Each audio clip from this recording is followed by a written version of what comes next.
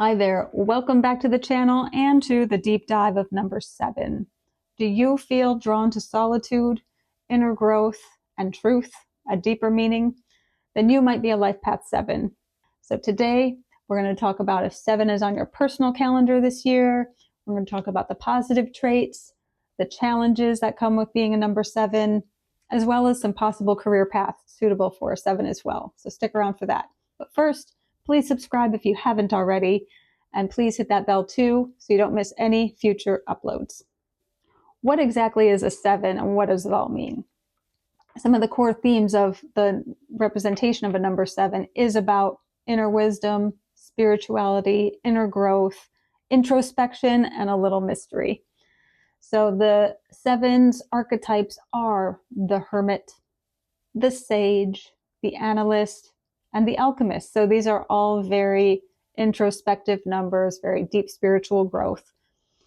If you have a 7 on your personal calendar this year, this would be a great time for reflection, retreats, or recalibration. Let's assess our situation. Let's assess if we want to go in a different direction. Let's do a little research. This is about stepping back and doing some research. It's best used for personal growth or higher learning, inner healing, doing some shadow work, pulling back from social demands and turning yourself inward. So meditation, of course, would be great during this time as well. If this is a 7-month or day for you, this would be great time for studying, meditating, journaling, again, journaling, always journaling, planning and evaluating, doing the research for your next steps in life. So this is not a time for big decisions. This is not a time for business, fast decisions, or social media things. This is just about inner work, maybe shadow work, deep diving into yourself. Here's a typical path that might happen to a life path 7. So in early childhood, they might feel a little different. They might feel misunderstood. They might feel like a loner. They're always kind of the deep thinker. They like to read and learn. They're thirsty for knowledge. And they're often highly intelligent and intuitive children, and possibly a little introverted too. But moving into adulthood, they have a sense of self-discovery. They enjoy the solitude or even like a spiritual awakening. So they often question conventional paths and may feel lost finding their purpose sometimes. So they might get into the analysis paralysis of finding a career or finding a passion in life because they do so much research, they never really take those steps. So once they find those steps, once they find their passion and they start their career, they start their job in midlife, they began to do this spiritual awareness practice with practical action. They may write, they may be a teacher or a guide. They may, again, this is focusing on inner journeys. Author, of course, they might not be good with those one-on-one connections like the 2 or the 6, but they will have that knowledge behind them. Then later in life, the deep peace comes through the surrender, the wisdom, the peace. A 7 may have a more quiet and reserved legacy to pass on. They may pick 1 or 2 or a few select people to be a mentor to. It has to be a very trusted relationship. A 7's not going to let anybody in. These are not the 1s or the 5s who are flashy and running around everywhere. These are very reserved people, very learned people. They have the wisdom to back it up, and they will be the quiet guides. So they will be the person who will be a little more selective in how they pass on their wisdom. Some of the positive traits to being a 7 or having a 7 in your chart somewhere is that you are a deep thinker and a seeker of truth. These are intuitive, wise people, very philosophical, excellent in analysis, researchers, and spiritual teachers as well. They are often mystic in nature. They could be inventors or visionaries, and also very good listeners because they are thirsty for that knowledge. So they value quality over quantity, especially in relationships. Like I said, for their mentorship, if they have people around them, they're going to be very selective in who they have around them. It has to be very compatible, and they have to have that trust.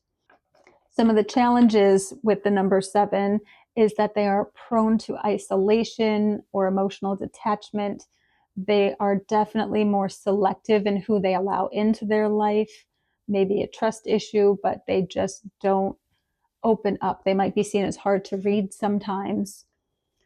They could be skeptical or overly analytical, so this could put them into conspiracy theory land sometimes. If they fall down the wrong rabbit hole, they could get themselves into trouble in that way as well.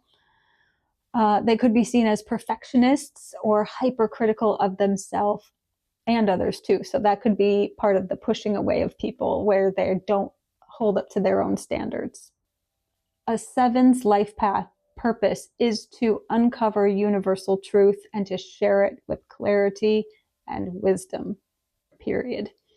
So they have solitary phases, often feeling different or old soul. Maybe they say beyond wise beyond your years, that sort of thing. So they may be drawn just to deeper questions in general, hidden knowledge, spiritual systems, again, esoteric topics where they like the mystery in the world. And I'm like this as well. This is why I am interested in numerology as well, because it's kind of like the mystery in life.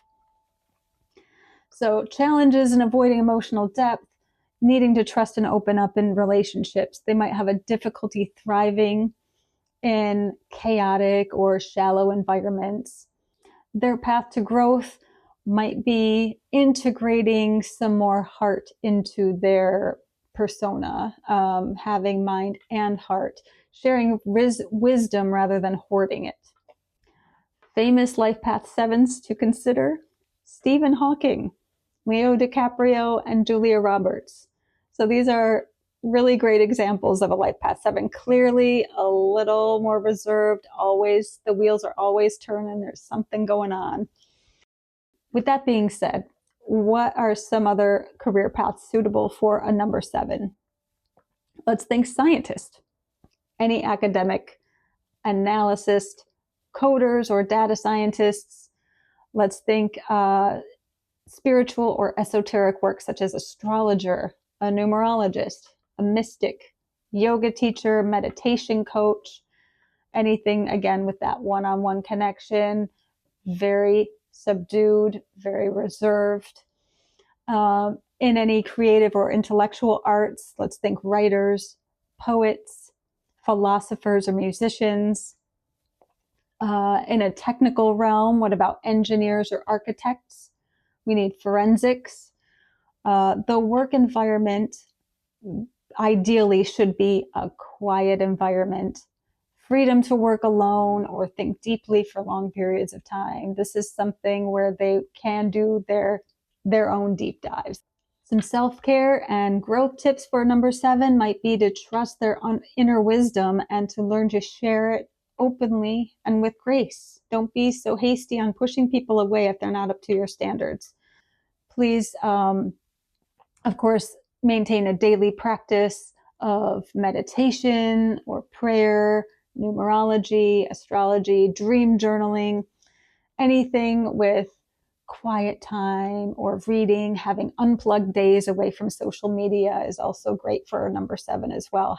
They value quiet time.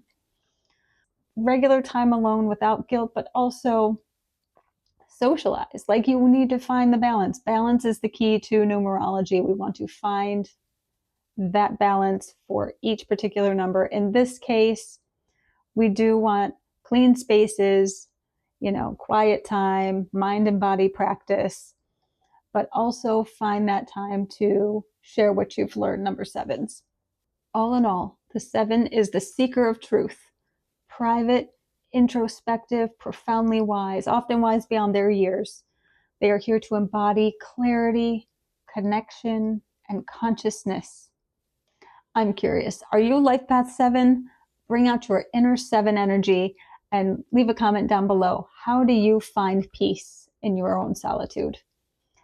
Of course, as always, like this video if you like this video, hit one of these links for more from Numerology Lab, and I'll see you there.